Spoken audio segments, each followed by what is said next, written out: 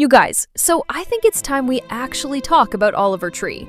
Because for years, this dude has been walking around with a bowl cut, giant scooters, and the most obnoxious outfits you've ever seen.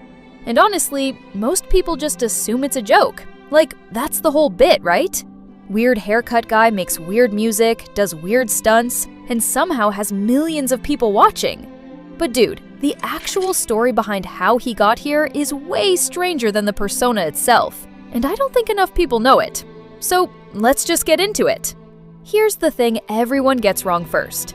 People act like Oliver Tree just showed up one day as this fully formed chaos gremlin. He didn't. This guy has actually been grinding in the music industry for like over a decade before Oliver Tree the character even existed. And I mean that literally, because before he was Oliver Tree, he had, I kid you not, 3 completely different music personas that all failed.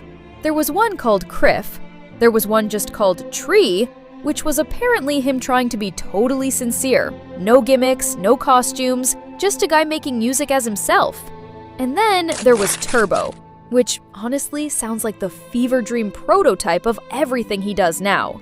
Exaggerated, obnoxious, very online, and it actually started getting traction back on Vine of all places. Which, if you remember Vine, you already know how long ago that was.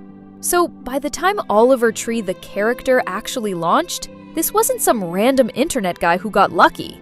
This was a dude who had already failed publicly 3 separate times, and was basically testing a 4th version of himself to see if it would finally stick. And it did! Like, it really did. Now, here's a detail that I think a lot of people don't realize, and honestly, kind of changes how you look at the whole thing. He didn't just create a stage persona, he legally changed his name. Like, actual government paperwork, birth certificate, the whole thing. His name is legally Oliver Tree now, and when people ask him about it, he doesn't play it off as a bit either. He's basically said the character isn't a mask, it's the most honest version of himself. Which, I don't know, dude. That's either really deep or really unhinged. Possibly both. And I think that's actually the core tension of this entire story, because on one hand, you've got this guy doing scooter stunts and wearing costumes that look like he lost a bet. And on the other hand, you've got someone who studied film seriously. Like actual film school, Savannah College of Art and Design, directing surreal short films before any of this blew up. So the chaos isn't accidental. It's constructed. It's premeditated. Every music video, every stunt, every ridiculous outfit choice is coming from someone who actually understands filmmaking and visual storytelling, not just some guy who wandered in front of a camera. Okay, so let's talk about how big this actually got, because I don't think people realize the scale here either. We're talking millions of monthly listeners on Spotify, worldwide sold-out tours, and a fan base that treats every single Oliver Tree release like an event. And that's kind of wild when you think about it, because the entire brand is built on being intentionally, almost aggressively weird. Most artists spend their whole career trying to seem relatable and likable. Oliver Tree built an empire doing the opposite, being as over-the-top and abrasive as possible, and it worked anyway. Maybe because of it. And then, dude, there's the death hoax. So earlier this year, there's this whole viral rumor going around that Oliver Tree died in a helicopter crash. Like, full-on trending, people posting tributes, the whole internet grief cycle kicking in. And the guy was, I guess, completely fine the entire time. Not only was he fine, he had a sold-out tour actively happening while people online were mourning him, which is such an insane sentence to say out loud, but that's genuinely what happened. And honestly, if you know anything about how his career works, this kind of chaos doesn't even hurt him. If anything, controversy and confusion around him just drives more people to go check out what's actually going on. So weirdly, even the death hoax probably ended up being good for business. Now, here's where I think the story actually gets interesting, because up to this point, it's easy to write this whole thing off as, oh, it's just a gimmick, it's just marketing, the guy's playing a character for clicks. But then you get albums like Cowboy Tears, where he's talking openly about crying, about the pressure of keeping up this exterior. about wanting men, specifically, to stop pretending they're fine all the time. And in interviews around that album, he's talked about feeling more isolated the more successful the character became. Like, he built this whole elaborate persona and then kind of got stuck inside it. There's a quote where he compares it to feeling trapped. Like, the bigger it got, the more he couldn't just step outside of it whenever he wanted. And I think that's honestly the most underrated part of this whole story. Because when you look at other artists who've done the persona thing, like someone building a character as one project among many things they do, for Oliver Tree, the persona basically became the only thing. There was no stepping outside of it. The costume became the job. So there's this weird paradox running through his entire career, where the same absurd chaos that made him famous is also the thing he seems to be quietly pushing back against in his own music.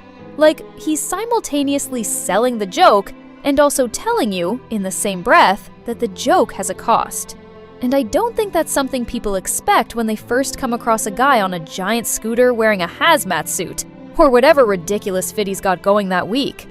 Honestly, when you actually lay the timeline out like this, 3 failed personas, over a decade of grinding, a legal name change, actual film school training behind the visual chaos, a death hoax he basically had to just let play out, and then albums where he's genuinely being vulnerable about what the whole act costs him, it stops looking like some random internet joke that got lucky. It starts looking like one of the most deliberate, calculated reinventions in modern music. This guy tried and failed multiple times, found the version of himself that finally worked, and then spent years building an entire visual and musical universe around it, while somehow also using that same platform to talk about isolation and vulnerability, which is not exactly what you'd expect from the scooter guy. So I guess the real question is the persona helping him? Or is it kind of trapping him at this point? Because on one hand, it's clearly working. The numbers, the tours, the cultural relevance, all of that speaks for itself. But on the other hand, you've got the guy himself saying pretty directly that success inside the character made him feel more isolated, not less. That's not really something you hear from someone who thinks the bit is just a bit anymore. And I think that's what makes Oliver Tree different from a lot of other internet-famous, meme-adjacent artists.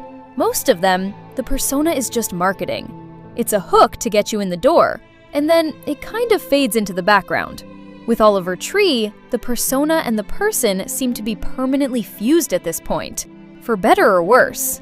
And whether that's a genius long-term artistic move, or a guy who accidentally trapped himself inside his own greatest creation, honestly, I don't think even he fully knows the answer to that. But that's what I think makes this story worth actually talking about, instead of just laughing at the scooter clips and moving on. There's a decade of failure behind the chaos, real craft behind the randomness, and apparently a real cost behind the character that most people never even think to ask about. So now I want to know what you guys think. Do you think Oliver Tree is playing the smartest long game in modern music? Building this insane, unmissable universe around himself on purpose? Or do you think at this point, the character has kind of taken over, and he's stuck playing a version of himself he can't really step away from anymore? Let me know what you guys think in the comments. I love you guys so much, and I will talk to you in the next video. Bye guys!